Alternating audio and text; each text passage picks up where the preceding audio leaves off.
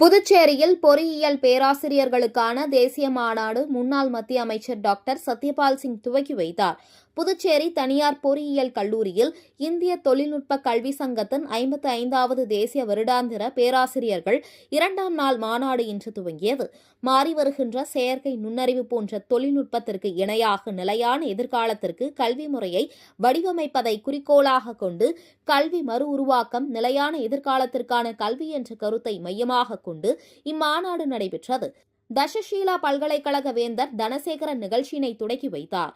மேலும் இம்மாநாட்டில் இந்திய அளவில் 20 மாநிலங்களிலிருந்து 350 பேர் ஆய்வுக் கட்டுரை வழங்கினர்.